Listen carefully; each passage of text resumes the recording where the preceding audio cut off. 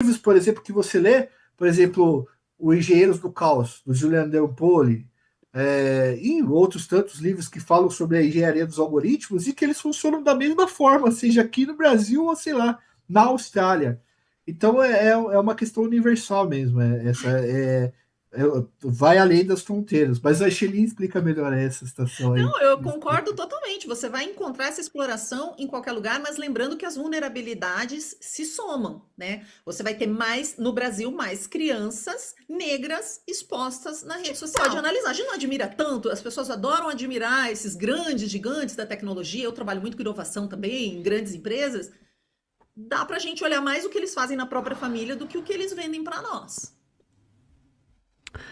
As escolas, teve uma lei federal aí, né? E as escolas aqui do estado de São Paulo, eu não sei, Shelly, você é do estado de São Paulo também? Moro aqui.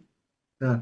As escolas do estado de São Paulo, muitas delas já se adaptaram e estão tirando mesmo o celular das crianças. E sempre me perguntam se já me ameaçaram, tirar minha vida, tal, alguma coisa nesse sentido. E a gente que trabalha com segurança pública, a gente sempre tem que ter na mente as coisas assim, ó. O mercado ilegal, ele só funciona porque há um mercado que protege ele, tá? E a gente precisa entender quem que é o mercado que protege esse mercado ilegal para poder falar sobre o assunto. A Sheili deve receber muitas ameaças de morte, uma série de coisas absurdas, porque o Agora, mercado com de a proteção de internet, a quem. gente prende cara que tá falando com 50 crianças ao mesmo tempo, com 300. E não importa se você é violentado no mundo presencial ou no mundo virtual, especialmente para essas novas gerações, não tem diferença, o trauma é o mesmo. Então, assim, essa é a minha opinião, mas deixo vocês falarem. Para mim, principalmente questões assim, eu que lido com estupro, que tem um grupo de apoio a vítimas há muitos anos, nem vai a julgamento, nem se pode denunciar, ainda é difícil. Até esses crimes online, onde você denuncia? Pois é. Onde você denuncia? As pessoas denunciam para mim. Sabe que o meu maior problema, até recentemente, Joel, era Antes de ver. partirmos para o vídeo, eu gostaria de um minuto da atenção de vocês. Essa é a nossa lojinha Vende Shop. Nela vocês encontram alguns produtos personalizados de diversos tamanhos e cores diferentes, como bags, camiseta infantil, canecas, posts, bottoms, ímãs e baby looks.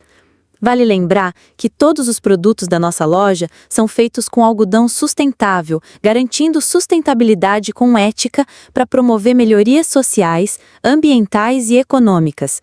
Toda compra que vocês fazem gera impacto socioambiental positivo em nossa comunidade.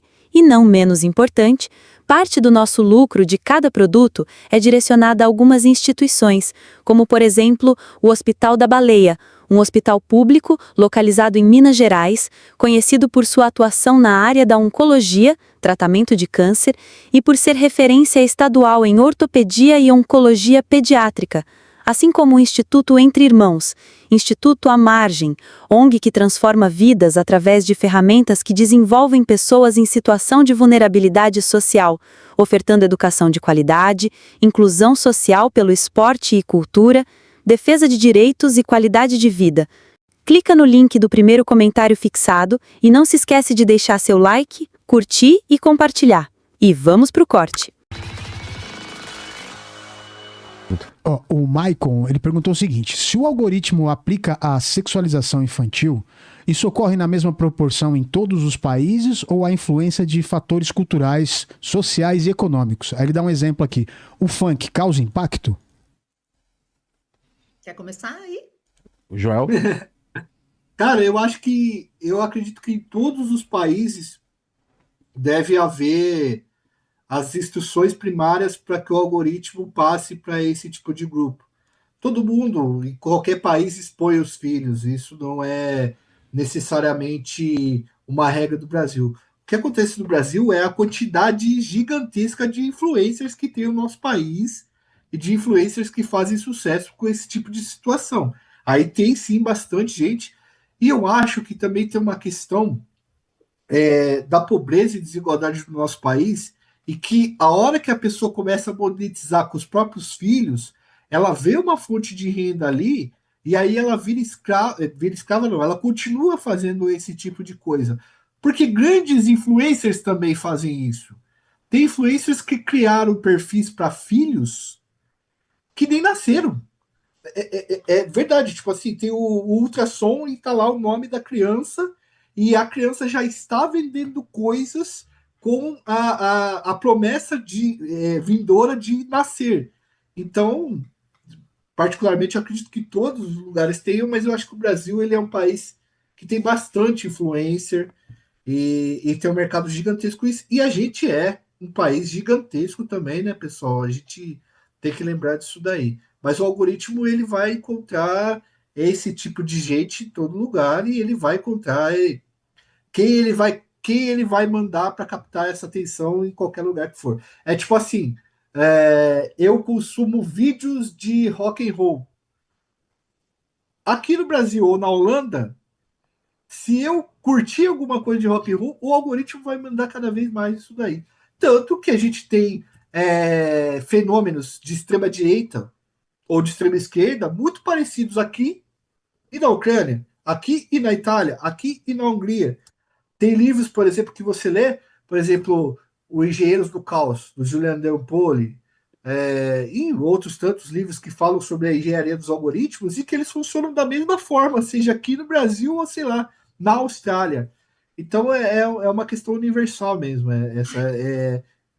Vai além das fronteiras. Mas a Shelly explica melhor essa situação aí. Não, eu concordo totalmente. Você vai encontrar essa exploração em qualquer lugar, mas lembrando que as vulnerabilidades se somam, né? Você vai ter mais, no Brasil, mais crianças negras expostas na rede social. E tem um pouco de fator cultural, por exemplo, nos Estados Unidos é um pouco hábito entregar um celular quando a criança faz 13 anos. Eles têm uma coisa que é wait until wait, que é um movimento, espere até a oitava série, que é mais ou menos quando ela tá ali com 13, 14. Aqui no Brasil, com 6 anos, muitas crianças já têm celular. Meu Com Deus. 2 anos, tem criança com o seu próprio celular. Então, é uma cultura diferente. Porém, cultura é uma coisa que a gente constrói no dia a dia. Tanto que no Brasil já chegou o movimento Desconecta, que é baseado nesses outros movimentos. Está dentro de várias escolas, vocês podem buscar aí. Movimento Desconecta. É um acordo que os pais assinam online, né? De entregar o celular para os seus filhos a partir dos 14 anos. Eu entendo que isso pode não ser uma realidade em várias famílias, tanto que eu dou aula para criança de 6 a 12 sobre proteção, de 12 a 18 e para educadores. Eu essa semana amanhã eu viajo para dar aula numa instituição. Eu tenho uma metodologia para falar sobre riscos online com criança de 6 a 12 porque elas estão no digital. É o ideal? Não. Então a gente tem que reconhecer a realidade que a gente está e educar todo mundo para essa realidade. E eu gostaria só de trazer um dado que ficou. Então, está se falando muito entre os ativistas de direitos das crianças no mundo inteiro, porque essa semana todo mundo entendeu que o Mark Zuckerberg, que é o dono da Meta, tem os filhos numa escola montessoriana, que não tem tela. Então, assim, ao mesmo tempo que eles estão criando aplicativos para que todo mundo estude, tenha IA, lá no pré já tenha criança usando IA, os filhos deles não têm nenhum acesso à tela. O presidente do TikTok já falou isso também. Ele falou, não, meu filho é muito pequeno, tem 11, 12, ninguém vai ter TikTok. Putz. Então tem uma coisa aí que a gente pode analisar. A gente não admira tanto, as pessoas adoram admirar esses grandes gigantes da tecnologia. Eu trabalho muito com inovação também, em grandes empresas. Dá pra gente olhar mais o que eles fazem na própria família do que o que eles vendem para nós.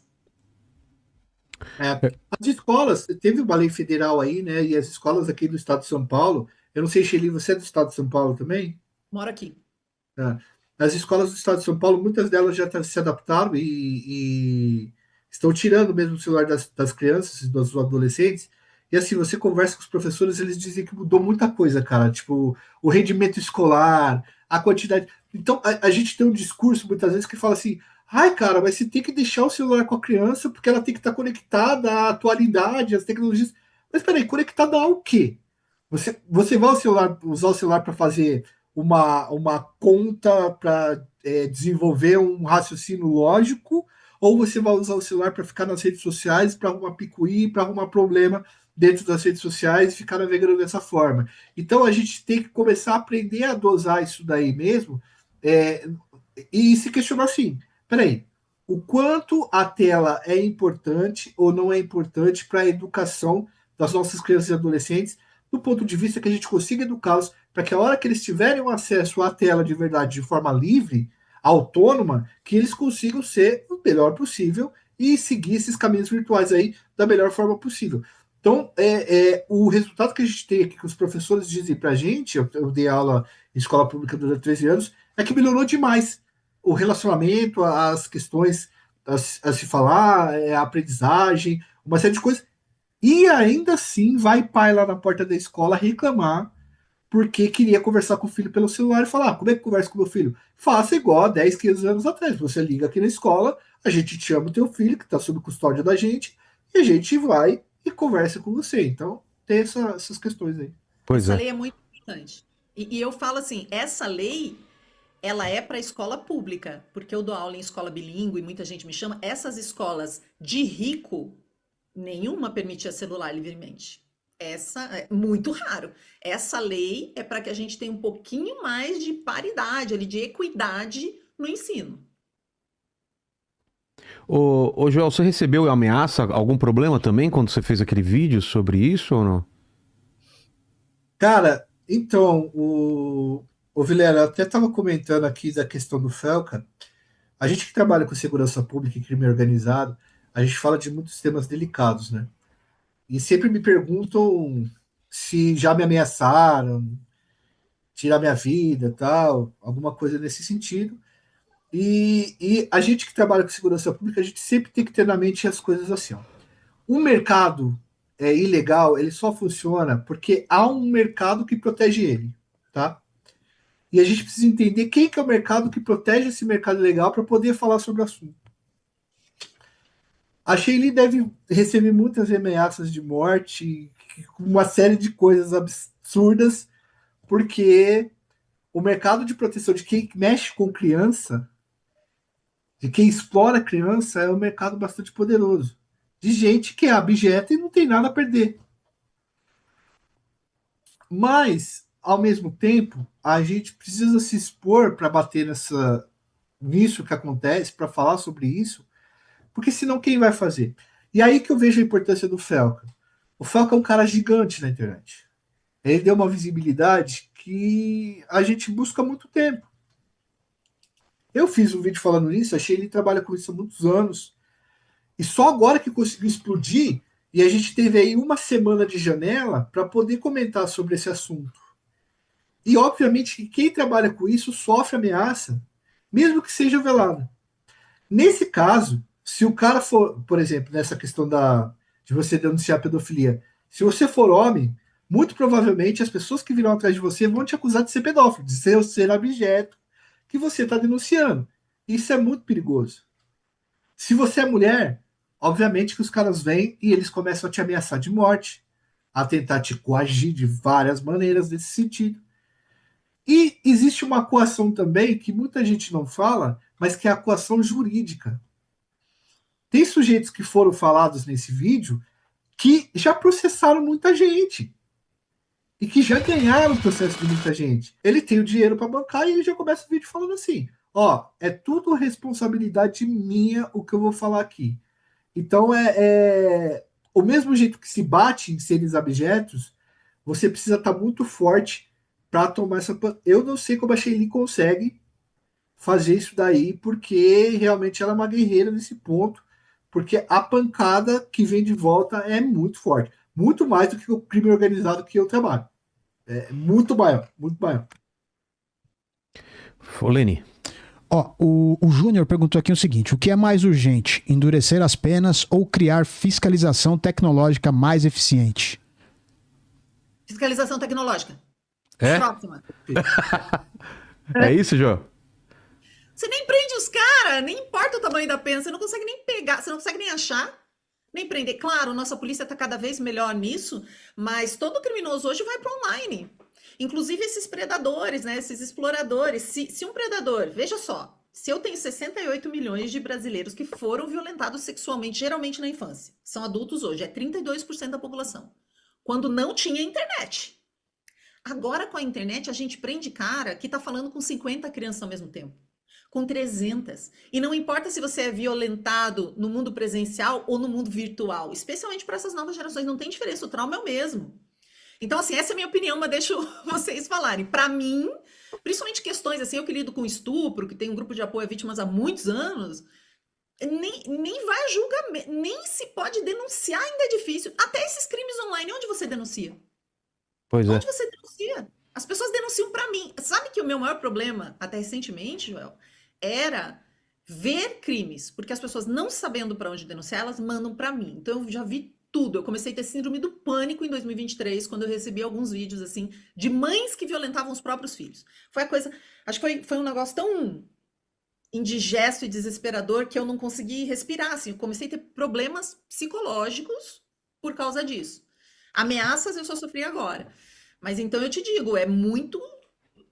A pessoa não chega nem a falar. Quando ela consegue falar, ninguém quer escutar. Começam a desconfiar da vítima. Então é uma coisa tão difícil, porque sexualidade é um tabu tão grande. E o crime contra a criança, ele é na sexualidade. Ou a gente entende que vai ser na dignidade sexual dela. Essas meninas que o Felca expôs, dignidade sexual. É isso que está sendo explorado. E a gente tem um tabu de falar desses assuntos. Quando eu falo de educação sexual, eu tomo hate. Educação sexual na escola, hate. Então, é por isso que é um. Você pode ver, tem crimes que talvez sejam mais fáceis de comer. Ah, roubou, todo mundo entende que é roubou. Agora, essa violência sexual. E assim, sabe o que, que eu acho muito complicado, muito me deixa muito. Mesma coisa comigo, tá, Shelly? As pessoas mandam lá. Ah, eu sei quem picou fulano em Sapopemba, São Paulo. E manda, tipo. Falei, pô, vai procurar a polícia. Não, eu vou mandar pra você aqui, porque aqui não pode procurar com a polícia e tal. Mas sabe o que eu acho absurdo, assim? As instituições brasileiras só terem se mexido quando. Só se mexerem. E as próprias redes sociais suspendendo contas. Porque agora suspenderam um monte de conta, né? Depois do vídeo.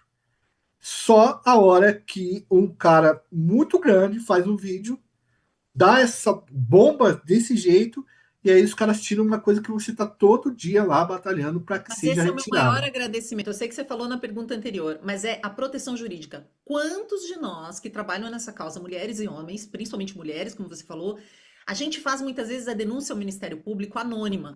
A gente junta toda a informação que a gente tem e manda a denúncia. Só que quando ela é anônima, você não consegue acompanhar. Eu tenho várias denúncias que eu fiz nominais e eu acompanho.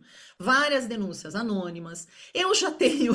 O meu advogado falou que eu posso falar que já processei a Meta várias vezes, porque as minhas contas foram invadidas e eles não me devolviam. Eu só recebi minha conta de volta quando eu levei cartazes para frente do prédio onde fica o escritório da Meta aqui em São Paulo. Eles não recebem as pessoas, mas eu fiquei lá, igual uma idiota, com o meu cartaz na mão até que os advogados deles ligaram para o meu e pediram para eu sair de lá, para me tirarem de lá. Eles falaram: não podemos, ela está com uma crise emocional, não consigo dominar minha cliente. Eu falei: não consegue mesmo, só sai daqui com a minha conta na minha mão.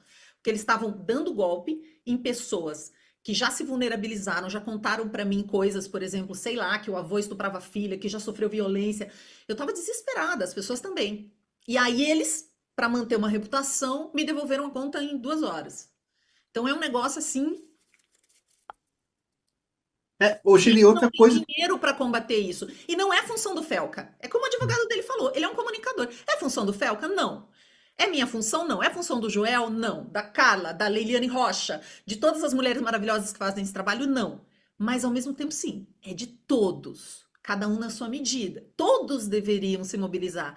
Porém, principalmente de quem faz lei. Principalmente dos políticos. A sociedade civil se mobiliza, as escolas, os pais, mas a gente precisa de lei e de fiscalização, porque se não fiscaliza, como é que os caras demoram 1 ano e 3 meses para tirar do ar o perfil de um pedófilo que já está condenado, preso, que explorava crianças? Seja crime, a organização, há denúncias em relação a pedófilos também, e de repente o Instagram tira do ar. A plataforma simplesmente tira do ar, falando que eu estava fazendo alguma apologia ou que eu descumpri as regras. Então, tipo assim, quando você consegue dar visibilidade para coisa, os caras, você fica à mercê também de ser derrubado. Então você fica se perguntando todos os dias que essa luta ela vale muito pela questão do bem que você está fazendo para a sociedade como formiguinha, mas você fica olhando para cima e falando: nossa, quantas forças eu tenho que lutar contra para conseguir fazer esse trabalho. Agora que o Felca conseguiu fazer esse vídeo, pessoal, se engaje com os influencers menores, com as pessoas que são engajadas com isso, e crie uma rede, um mercado de proteção para essas pessoas. As ilegalidades elas só acontecem porque existe um mercado de proteção. Os bicheiros só são famosos, só fazem sucesso porque eles corrompem polícia. Eles têm dinheiro para fazer um sistema de corrupção em torno deles. O que a gente precisa é que vocês protejam pessoas como a Sheili, pessoas que fazem toda essa corajosamente, fazem todas essas denúncias, toda essa tentativa de proteger crianças, que é muito difícil de se fazer. Quando a gente começou a trabalhar com o Discord, cara, comecei a ter os primeiros contatos com os crimes do Discord, que eram crimes principalmente contra meninas muito novas, que aconteciam dentro de salas lotadas de outras pessoas, pagando para ver conteúdo absurdos de meninas se mutilando, fazendo, tirando vida de animais, bebendo inseticidas, coisas absurdas. Eu tomei um susto absurdo daquele e falei, cara, mas isso é só o começo. Pra gente bater isso daqui. E aí você vai lá, o Ministério, por exemplo, e a gente tem uma rede de derrubar. A gente tem uma rede que derruba esses perfis e que caça essas pessoas. Mas se a gente caça 20, no outro dia tem 30 pessoas ali, e a rede social emite uma nota falando assim: nós estamos cuidando do ambiente virtual e qualquer coisa que a gente for acionado, a gente vai tirar. Meu amigo, você ser acionado para tirar uma coisa quer dizer que aquilo já está acontecendo dentro do seu espaço. Então é muito difícil você batalhar nesse ponto, porque é muita coisa contra, né? Muita coisa tentando te combater.